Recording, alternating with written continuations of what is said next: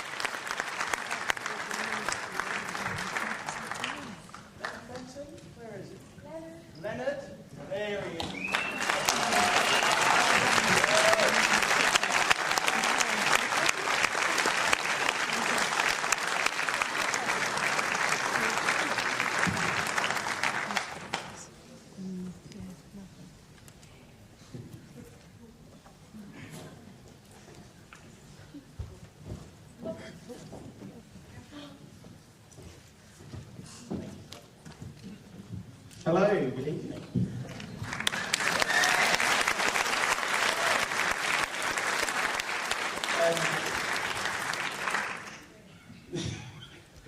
I've never had a 25 minutes like that before. I was sinking into my chair. It was incredible.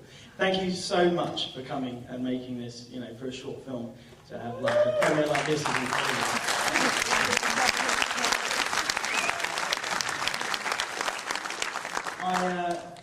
Filmmaking is a team effort. It's not one or person or an individual, and there are so many people that have made this film possible. I could not even begin to name them. They know who they are. From the bottom of my heart, thank you so much for all your help and all your support. Everyone that works on the film, the most incredible crew that you have ever come across. My friends, my family, everyone. Thank you. And, the director's only as good as his cast, and Andrea, Corr, Leonard, Venton, thank you so much, guys. And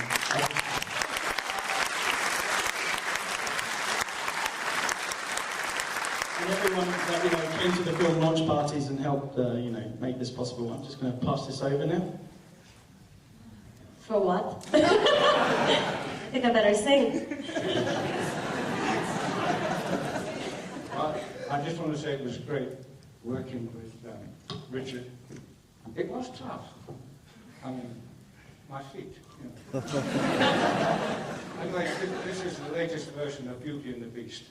I think I'm the Beast, though, eh? But I've so much enjoyed working with Andrea and with Richard and the crew. As Richard said, were tremendous. I thank them.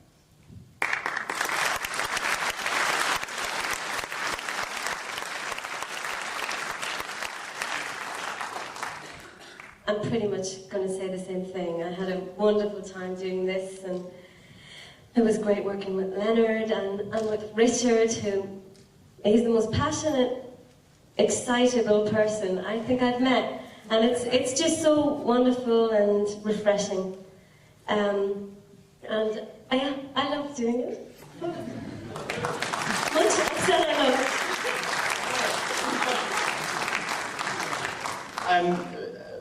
Guys, basically what we're going to do, if you want, and it would be awesome because I know there's a lot of press here and friends of mine and people that want to know more about the film. If anyone wants to ask any questions, just for a few minutes or so, please fire away, and then afterwards we're going to have a bit of a party. So if anyone wants to start, please go ahead and we can go for it. Where did the idea come from? Because you didn't write it, did you? No, the writer is Ludwig Schamassian. Where is he? Where is he? There he is. Oh, there he is. Ludwig Schamassian is a director with his brother Paul Schamassian at Godman, and they just actually won Best Young Directors of the Year at Cannes for commercials. So it's a very talented team. No, Ludwig wrote the script, and he really wanted to direct it 4 years ago, and I begged every day. I phoned him up, whatever country I was in, I was saying, please let me direct this film. This is exactly what I want to do. And finally, he caved in. And so thank you for that. But it was Ludwig's script, and I did.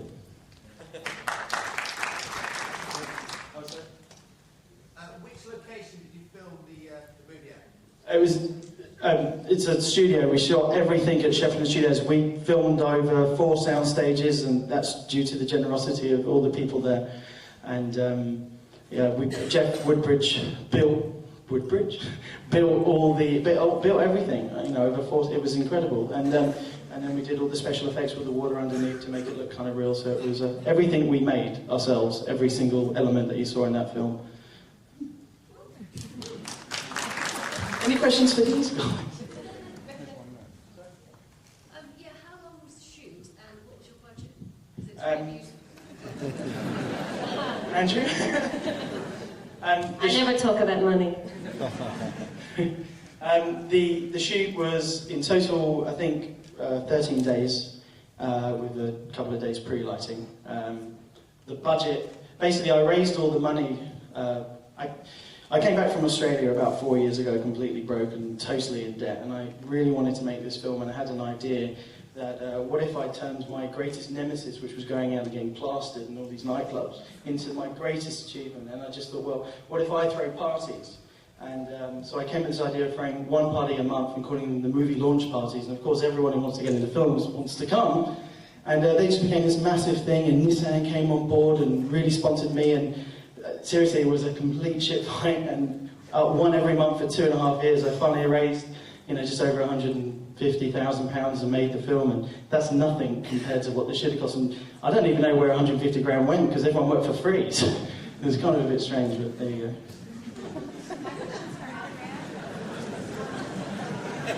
Oh. No, I didn't go there. You're known as a singer, you're now known as an actress. What do you prefer, and do you plan to continue to pursue acting? And in what way do you plan to pursue that? I don't. A preference doesn't really come into it with me. Obviously I've been involved with music and love music. It is my first love, and I'm doing it for 15 years and beyond. But the thing is that along the way I've always wanted to act even before then, and music was very much all-consuming, and rightfully so. I had no regrets, but I fortunately got some time to do this and other stuff. So I pretty much want to pursue both. I'm probably call me greedy. I don't know. How horrible was that fake snow? It didn't help my singing. That's where they didn't go hand in hand. Funny thing is, I've always wanted to sing. I have a fabulous voice.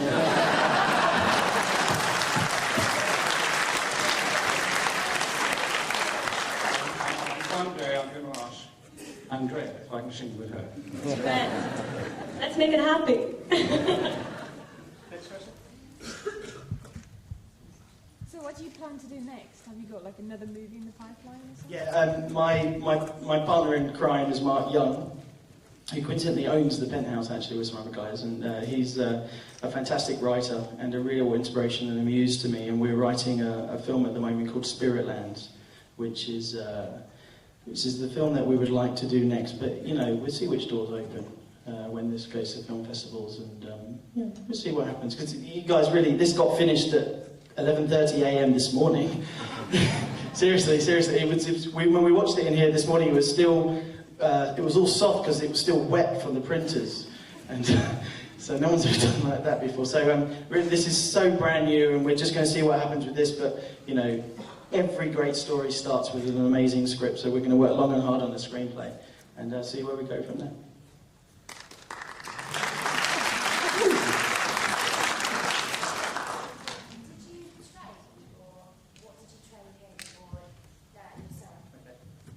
No,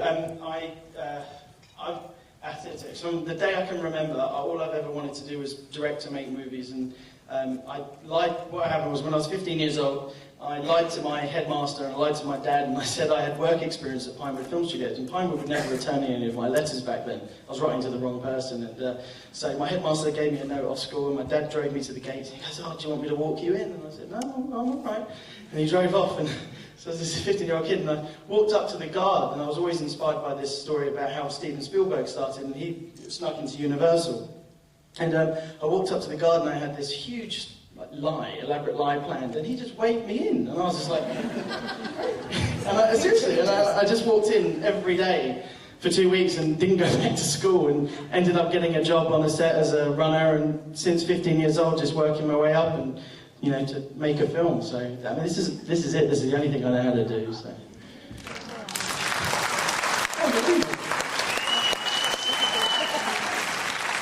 Should I sing?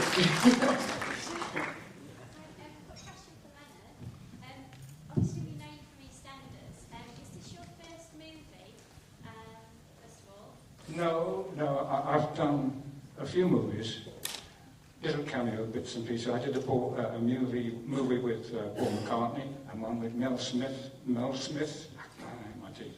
Mel Smith and Griff Rhys-Jones. I played a crazy janitor or something.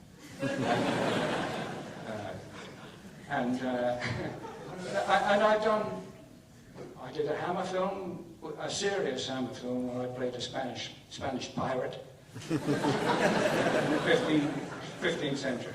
No, Orson Welles I worked with on stage, not in film. So I've done a few films, but nothing like this, nothing as intense as this, and really as personal to myself and to Richard, obviously, and working with Andrea was fantastic. And I've never done anything like this, never. Thank you.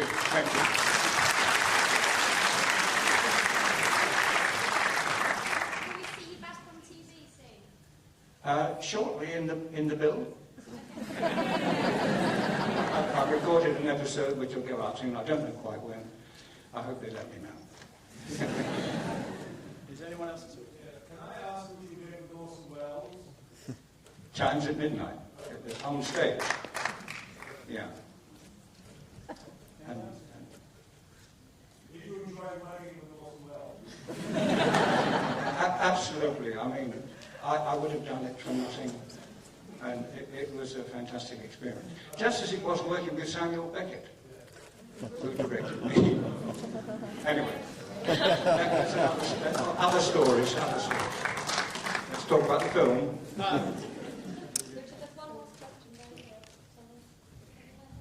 Yeah, I want to know how many times you had to slip on the ice, and did you live in it?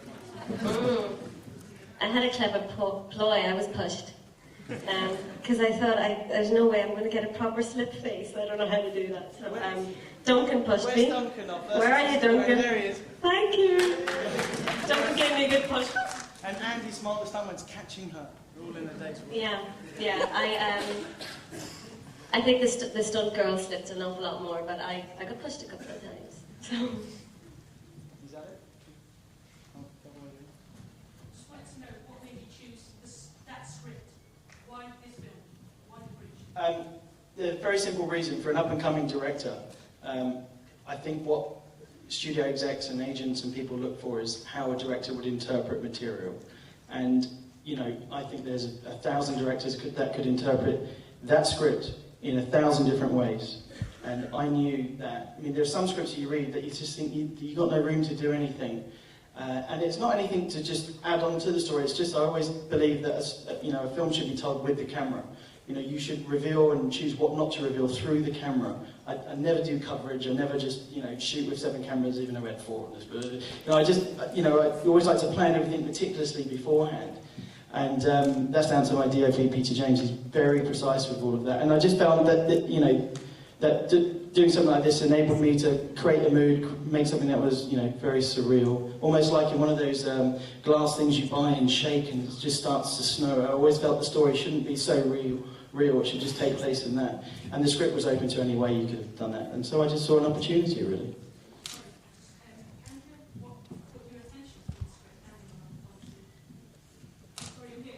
Very well, okay.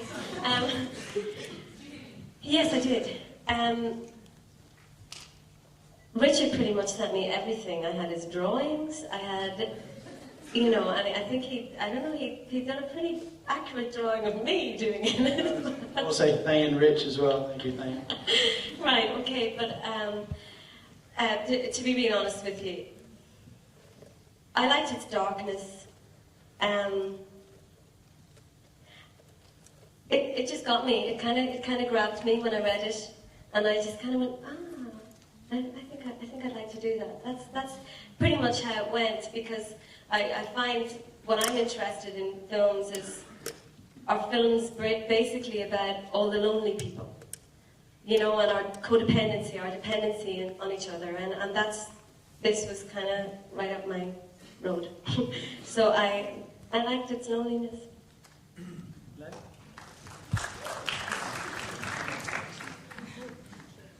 Well, what I liked about it from my own point of view was I was interested in playing a man at the end of his tether.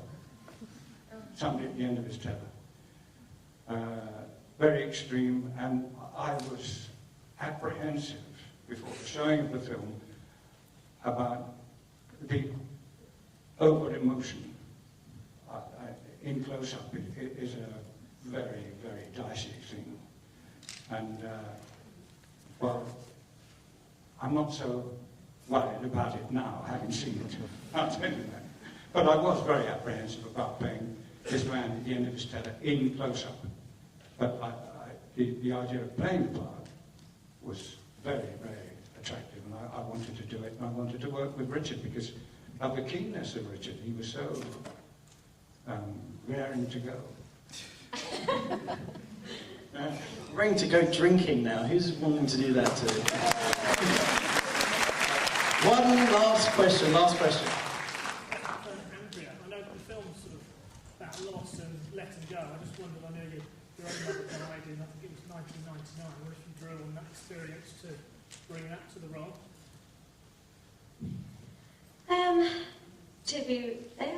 I actually don't know. I mean, obviously, I felt lost deeply, but this is quite a different situation, you know. Basically, she's a psychologist she feels tremendous guilt at somebody in her care having lost their life, you know. But I'm sure that you just are yourself, so probably, but I can't in my head go yes for sure.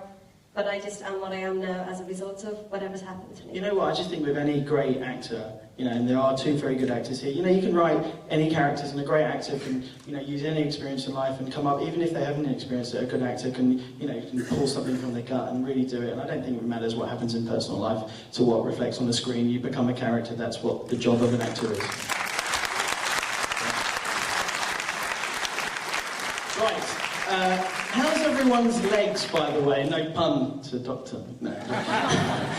Because apparently in the heat outside, the elevators in the penthouse might not work. So I'll see you on the staircase. Thank you, everyone. Good night.